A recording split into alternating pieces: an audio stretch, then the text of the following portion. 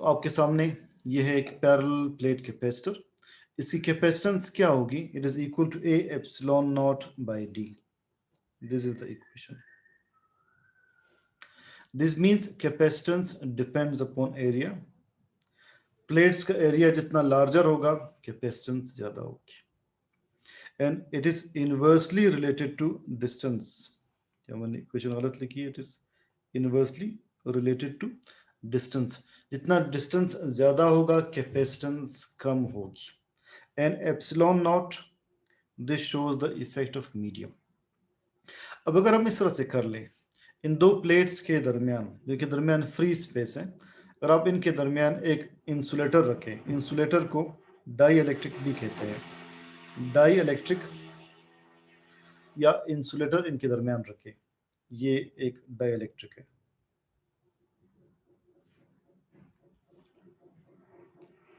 दो प्लेट्स हैं A and B. इन दो प्लेट्स के दरमियान आपने इंसुलेटर रखा।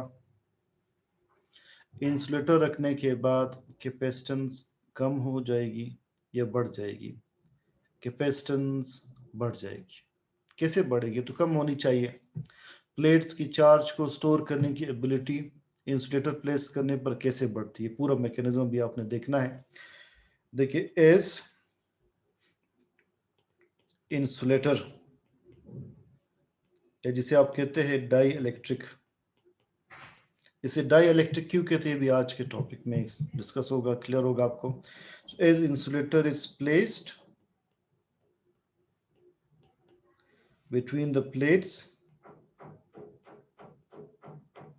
capacitance increases.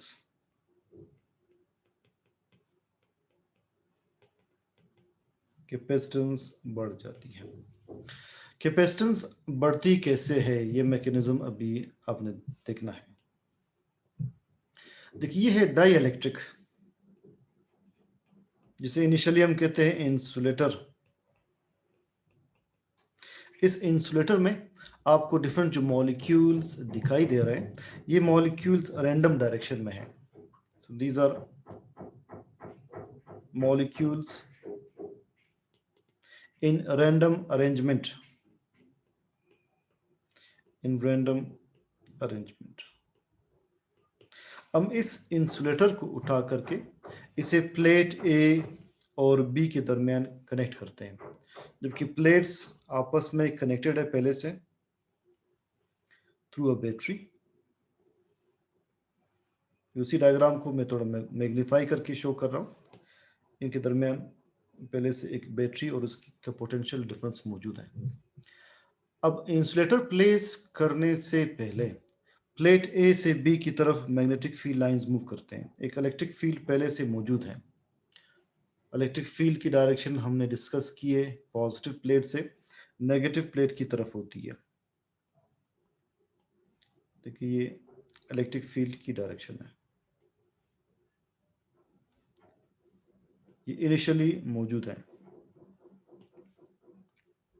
आप जब इस इंसुलेटर को, कि जिसमें मॉलिक्यूल्स रैंडम डायरेक्शन में है, आप जैसे ही इसे उठाकर प्लेट्स के दरमियान रखते हैं तो उसके मॉलिक्यूल एक खास अरेंजमेंट में आ जाते हैं। तमाम मॉलिक्यूल्स के नेगेटिव एंड्स प्लेट ए की तरफ आते हैं, तो नेगेटिव एंड प्लेट ए की तरफ आ रहे हैं। तमाम मॉलिक्यूल्स के पॉजिटिव एंड्स प्लेट बी की तरफ डायरेक्टेड है। तमाम मॉलिक्यूल्स अपने आप को ओरिएंटेट इस तरह करते हैं कि उनके नेगेटिव एंड्स पॉजिटिव प्लेट की तरफ और पॉजिटिव एंड्स नेगेटिव प्लेट की तरफ डायरेक्टेड हो जाते हैं, जिसकी वजह से ये जो इंसुलेटर था, जो कि इनिशियली न्यूट्रल था, इसका एक एंड पॉजिटिव बन जाएगा, अगला एंड नेगेटिव बन जाएगा।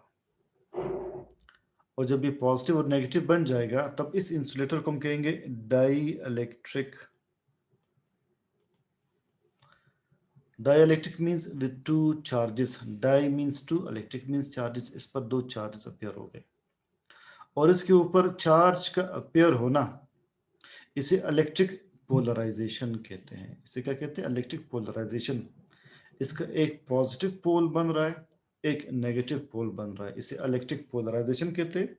आई थिंक मैंने यहाँ पर डिफाइन किया होगा, अगर डिफाइन नहीं किया मैं इसे डिफाइन कर लूँगा बाद में।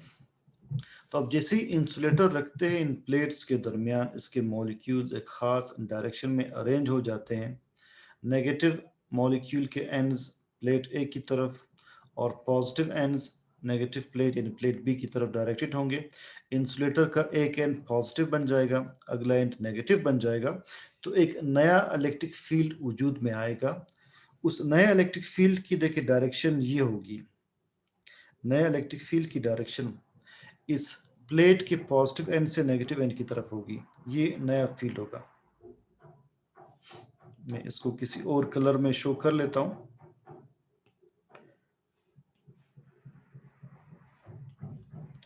कि ये नए फील्ड की डायरेक्शन होगी, बिल्कुल opposite to the original field.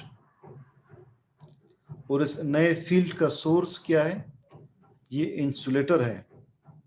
इसके पॉजिटिव एंड से इसके नेगेटिव एंड की तरफ एक नया इलेक्ट्रिक फील्ड क्रिएट होगा। जो इनिशियल फील्ड था रेड, वो लेफ्ट टू राइट है। जब न्यू फील्ड वजूद में आए, ये राइट टू लेफ्ट है। दोनों फील्ड्स आपस में ऑपोजिट डायरेक्शन में हैं। जब दोनों फील्ड्स ऑपोजिट डायरेक्शन में होंगे, ये आपस में कैंसिल करेंगे। जब दोनों इलेक्ट्रिक फील्ड्स आपस में कैंसिल करेंगे तो इलेक्ट्रिक इंटेंसिटी ओवरऑल कम हो जाएगी। ओवरऑल इलेक्ट्रिक इंटेंसिटी कम हो जाएगी। दोनों फील्ड्स ऑपोजिट डायरेक्शन में आपस में कैंसिल करेंगे तो इलेक्ट्रिक फील्ड की स्ट्रेंथ कम हो जाएगी। As we know that V is equal to E dot D, हमने ये प्रूव किया है। तो जब इलेक्ट्रिक इंटेंसिटी कम होगी, प्लेट्स के दरमियान पोटेंशियल का डिफरेंस कम हो जाएगा। प्लेट्स के दरमियान पोटेंशियल डिफरेंस कम हो जाएगा। एज वी डिस्कस्ड कि C is equal to Q by V, Q is equal to CV हमने कल डिस्कस किया। तो यहाँ से C equal to Q by V। जब पोटेंशियल डिफरेंस कम होगा प्लेट्स के दरमियान, तो कैपेसिटेंस बढ़ जाएगी। अगेन ये पॉइंट यहाँ से क्लियर नहीं होगा इक्वेशन से, ये मैं अलग ग्राफ से मैं एक्सप्लेन करूंगा। बहुत ही सिंपल एक्सप्लेनेशन है उसकी। फिलहाल आप सिर्फ ये कंसेप्ट देख ले कि दो फील्ड्स कैसे वजूद में आ रहे हैं। कि इनिशियली एक रेड इलेक्ट्रिक फील्ड जो मैंने मेंशन किया है, वो प्लेट ए से प्लेट बी की तरफ होगा। जैसे ही इंसुलेटर का एक एंड पॉजिटिव, अगला एंड नेगेटिव बन जाएगा, तो इसके पॉजिटिव से इसके नेगेटिव एंड की तरफ एक नया इलेक्ट्रिक फील्ड क्रिएट होगा, जिसकी डायरेक्शन इनिशियल की ऑपोजिट होगी। दोनों इलेक्ट्रिक फील्ड्स आपस में कैंसिल करेंगे, जिससे ओवरऑल इलेक्ट्रिक इंटेंसिटी कम होगी। जब इलेक्ट्रिक इंटेंसिटी कम होगी, तो इस इक्वेशन के मुताबिक इलेक्ट्रिक फील्ड के कम होने से, इंटेंसिटी कम होने से पोटेंशियल डिफरेंस कम होगा। जब पोटेंशियल डिफरेंस कम होगा तो कैपेसिटेंस बढ़ जाएगी। कौन सा पोटेंशियल डिफरेंस कम होगा? देखिए, प्लेट्स के दरमियान पोटेंशियल डिफरेंस कम होगा, ये वाला। ये पोटेंशियल डिफरेंस कम नहीं होगा जो बैटरी प्रोवाइड कर रहा है। जो बैटरी पोटेंशियल डिफरेंस प्रोवाइड कर रहा है वो कम नहीं होगा। इन प्लेट ए और बी के दरमियान पोटेंशियल डिफरेंस कम होगा, जिसे मैं ब्लू कलर में शो कर रहा हूँ। ये कंसेप्ट भी आप देखिए, समझे। पोटेंशियल डिफरेंस कौन सा कम होगा और उसे कम होने से कैपेसिटेंस कैसे बढ़ रही है। See this concept.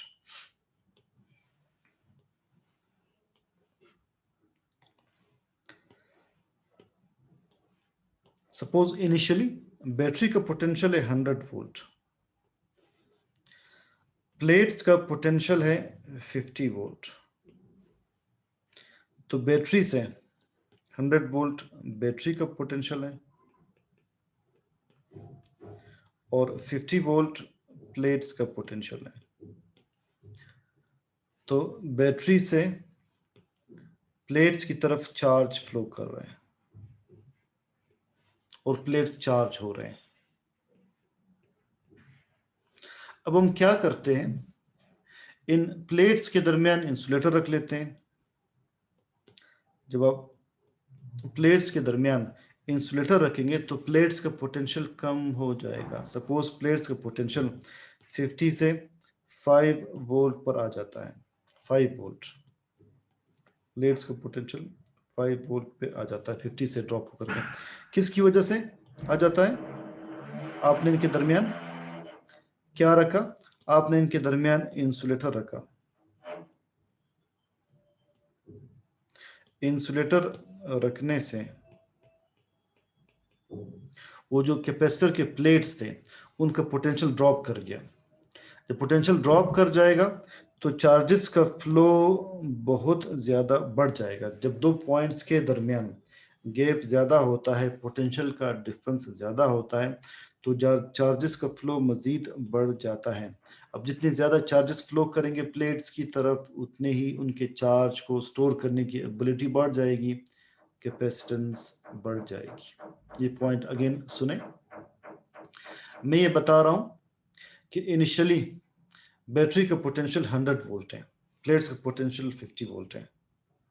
ये बैटरी और प्लेट्स कौन कौन से स्ट्रक्चर्स हैं देखिए, मैं कह रहा हूँ कि ये जो बैटरी है इसे हमने रेड कलर में शो किया है, इसका पोटेंशियल 100 वोल्ट है, और ऊपर वी प्लेट्स के दरमियान ये 50 वोल्ट है। इंसुलेटर प्लेस करने से ये पोटेंशियल कम होगा प्लेट्स के दरमियान, 50 से 5 पर आ जाएगा।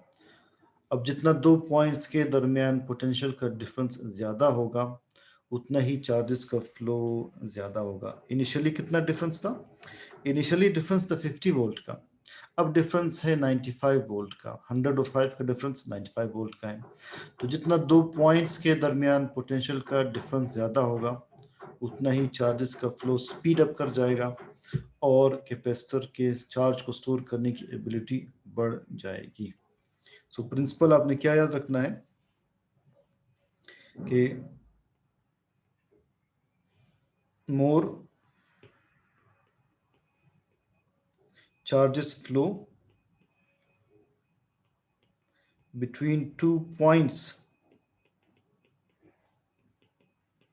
if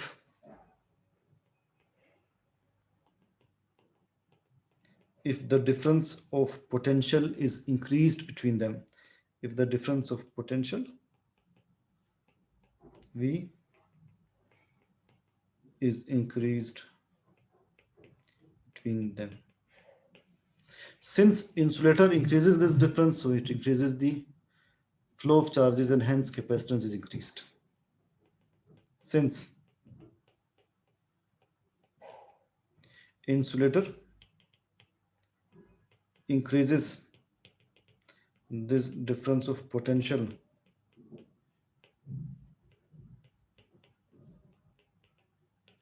so it speeds up. So it speeds up flow of charges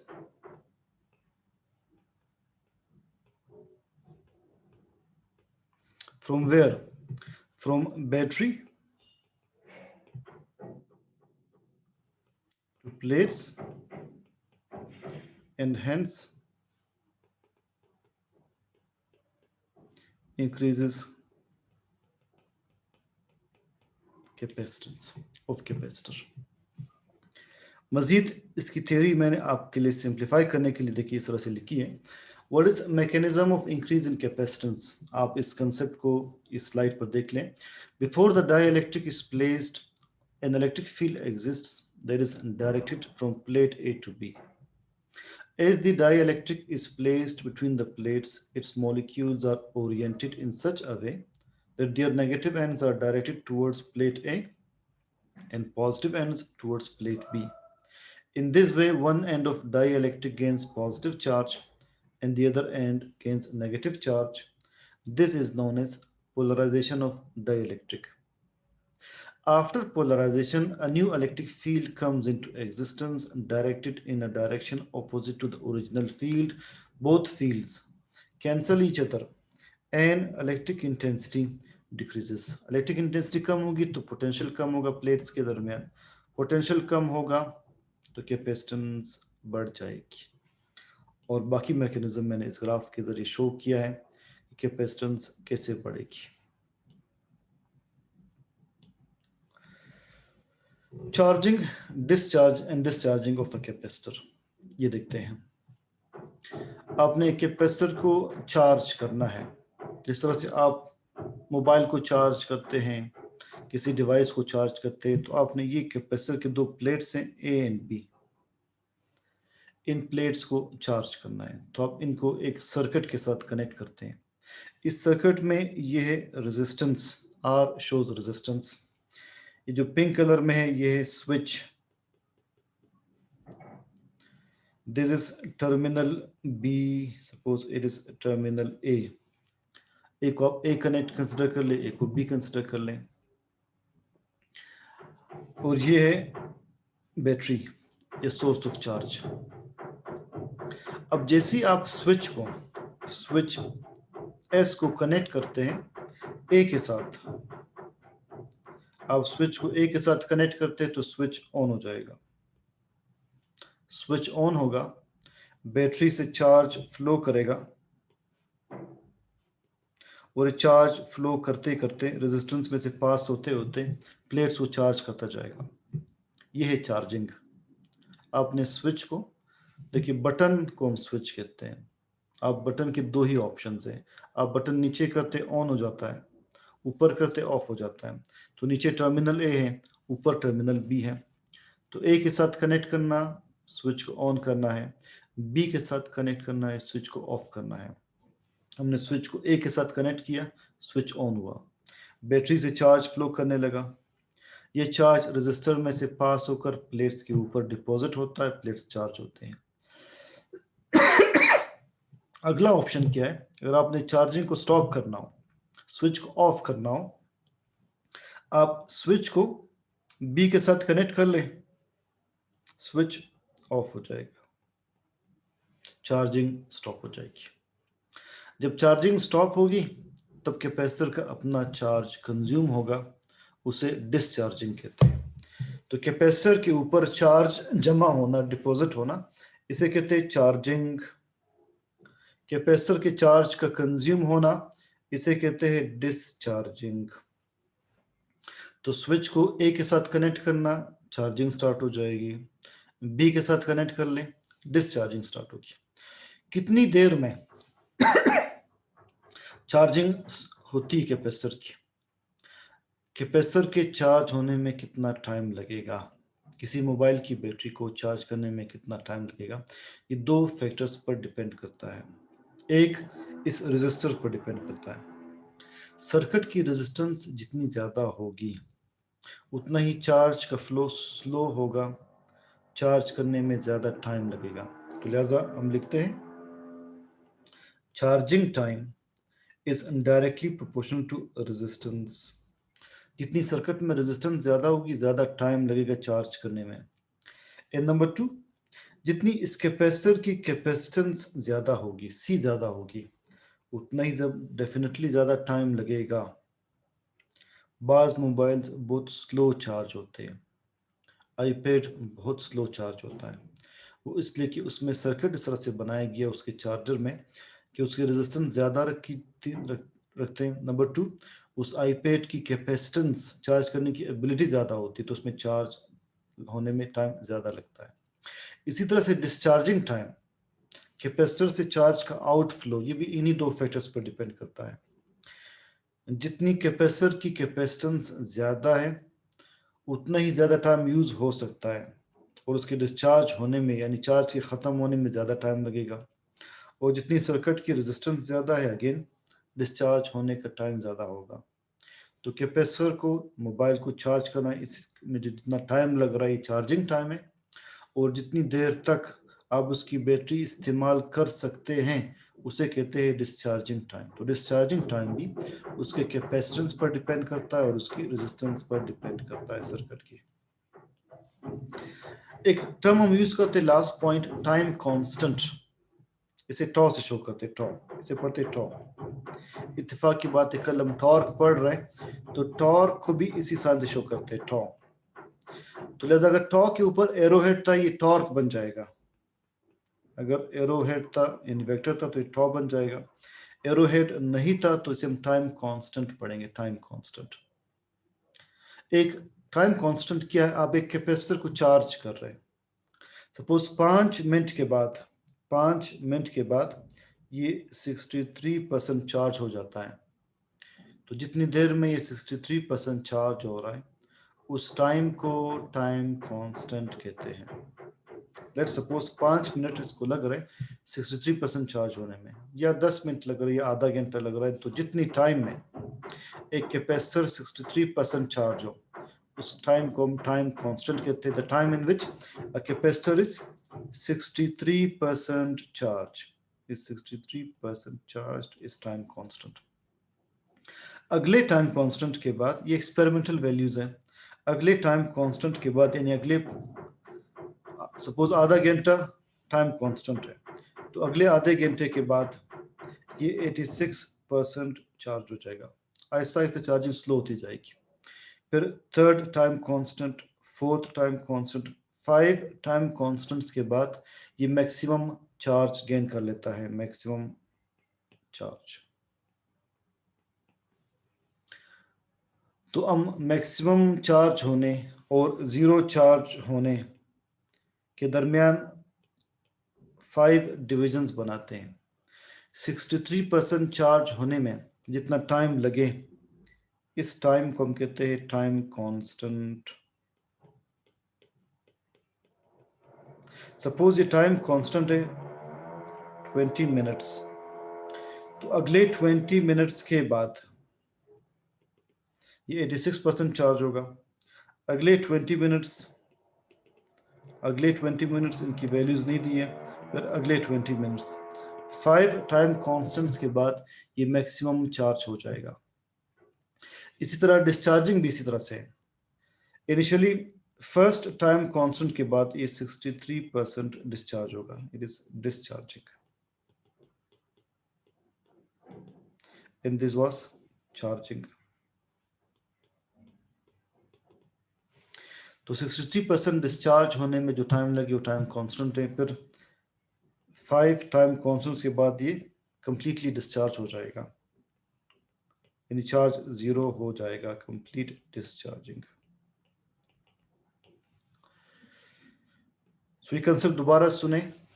जिस टाइम में, जिस ड्यूरेशन में एक कैपेसिटर 63% चार्ज होगा, उस टाइम को टाइम कांस्टेंट कहते हैं। 5 टाइम कांस्टेंट्स के बाद एक कैपेसिटर मैक्सिमम चार्ज गेन कर लेता है। इसी तरह डिस्चार्ज होते वक्त 63% डिस्चार्ज होने में जितना टाइम लगे वो टाइम कांस्टेंट है। 5 टाइम कांस्टेंट्स के बाद एक कैपेसिटर मैक्सिमम डिस्चार्ज होगा। ये कैपेसिटर का टॉपिक कंप्लीट हुआ। इस चैप्टर में 2 डिवाइसेस रह जाते हैं, एक